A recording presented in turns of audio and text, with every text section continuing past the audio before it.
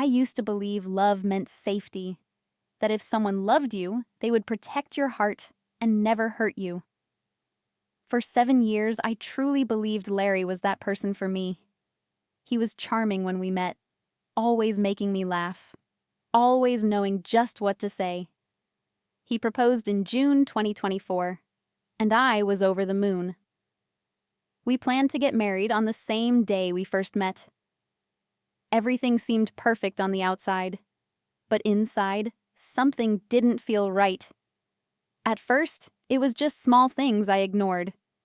Looking back, I wish I hadn't. When we started planning the wedding, I threw myself into every little detail.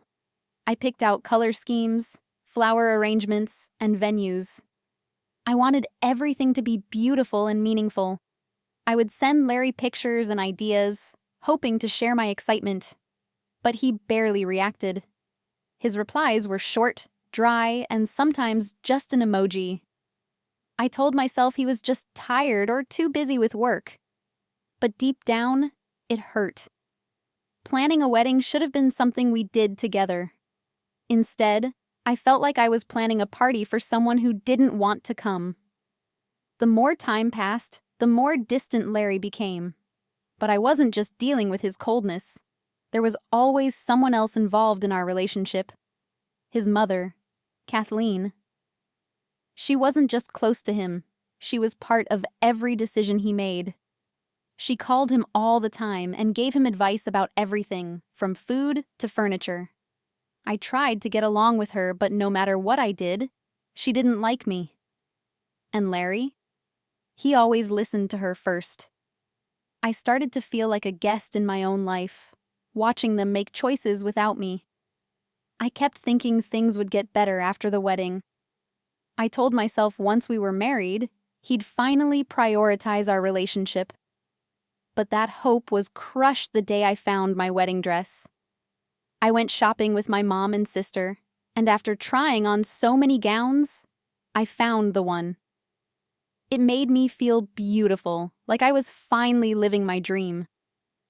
I sent a picture to Larry, smiling as I imagined his reaction. He replied with, "It looks beautiful." That was it. No excitement, no warmth. What I didn't know was that picture would change everything. That night when I came home, Kathleen was already there. She had used the spare key and was sitting on our couch, looking furious. The moment she saw me, she stood up and shouted, "You lied to me." I was confused. She went on, saying I had promised years ago to wear her old wedding dress, a dusty, outdated thing I barely remembered. Maybe I'd once said something polite about it, but I never agreed to wear it. She didn't care. She called me a liar, said I didn't deserve her son, and kept yelling. I stood there waiting for Larry to stop her, but he didn't. He didn't come home until hours later. I told him everything, expecting support. Instead, he said maybe I had promised. "She's just hurt," he said. That's all. I couldn't believe how calm he was. His mother had screamed at me in our home, and he made excuses for her. I was shocked, sad, and angry. I tried to be the bigger person. I offered to include parts of her dress in my veil or wear her jewelry. Still, he wouldn't budge. He told me if I didn't wear her full dress, I was being disrespectful. I felt completely alone. Kathleen didn't stop there. She started sending me hateful messages. She said I was selfish, ungrateful, and didn't belong in their family. I showed the texts to Larry, praying he'd finally understand. But he just shrugged. "She'll calm down," he said. That's all I got. I wanted him to stand up for me, to protect me. But instead, I felt like I was the problem. The more I tried to reason with him, the more I realized this wasn't just about a dress. It was about loyalty. And Larry had already picked a side. It just wasn't mine. One night, I decided we needed to talk seriously. I told him everything, how ignored I felt, how his mother's control was hurting us. "Are you marrying me or her?" I asked. His face changed. He got angry. You're overreacting, he said. This wedding isn't just about us. It's about family. Those words hit me hard. I wasn't asking to be above his family. I was just asking to be part of the relationship. I tried to stay calm, but my heart was racing. I said, I'm seriously rethinking this engagement. I wanted to make things better, but things only got worse. I turned to walk away, needing to cool off. But suddenly, he grabbed my arm, spun me around, and slapped me. Hard. I was stunned. My face burned, but the pain inside was worse. This man, the one I had loved for 7 years, had hit me. I couldn't move. He didn't say a word. He just stormed out and slammed the door. I stood there in silence, shaking. That moment changed everything.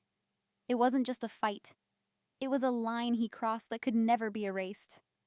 I knew right then I could never marry him. I called my sister Janet. She came over right away. When she saw the red mark on my cheek, her eyes filled with tears and anger. She hugged me and said, "You're coming with me." Now. I didn't fight her. I packed a bag and left. I was heartbroken, but I knew I had to go. The love I thought I had was gone. That night, I stayed at my sister's place. I didn't sleep much. I kept thinking about everything. The dress, the fight, the slap. I didn't want to believe it had happened. But I couldn't ignore it anymore. The next morning, I went to the police. I filed for a restraining order. I brought pictures of the bruise and showed the hurtful messages from Kathleen. It was hard, but I knew I had to protect myself. I started calling the wedding vendors to cancel everything. Some were kind. One refused a refund, but I didn't care. The wedding was off. I used the venue deposit to plan something different. A birthday party, just for me. A celebration of starting over.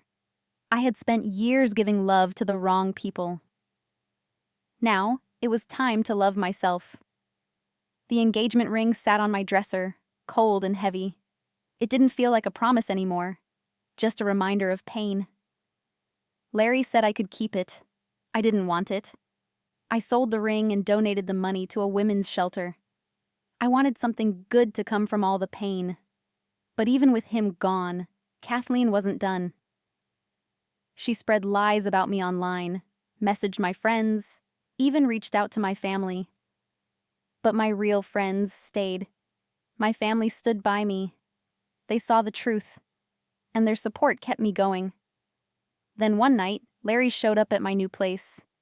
He was crying, begging me to come back. He looked like a stranger. I didn't even feel scared, just angry. I told him to leave. He didn't. I threatened to call the police. That's when he finally left. That moment proved to me that I was stronger than I thought. I didn't fall for his tears. I didn't forget what he had done. I had finally broken the cycle. And I knew, without a doubt, I would never go back to that life again. I had finally chosen myself. My parents helped me move the rest of my things out of Larry's house. My friends called and checked in. I started therapy and took time to heal. Some people didn't understand why I made such a big deal about the dress, but they didn't see the full story. It wasn't just about fabric. It was about respect, about love, about being heard. I threw that birthday party at the old wedding venue. It was perfect. We danced, we laughed, and I felt joy for the first time in a long time. That day, I wasn't a broken bride. I was free. I didn't let the honeymoon trip go to waste either. Janet and I went to London. We explored the city, ate great food, and talked for hours. It wasn't the romantic trip I had imagined, but it was even better. It reminded me that love doesn't only come from partners. It comes from family, from friends, from within. I came home with a full heart and a clear mind. I started doing things I'd put off for years. Hobbies, walks, reading. I felt like myself again, stronger, wiser, and finally at peace. Months have passed now, and I can finally breathe. The restraining order was granted. Larry and Kathleen faded into the background. Surprisingly, Larry's father reached out to apologize. That small act meant a lot, but I wasn't looking for closure from them. I had already found it in myself. Selling the ring, walking away, starting over, it all made me stronger.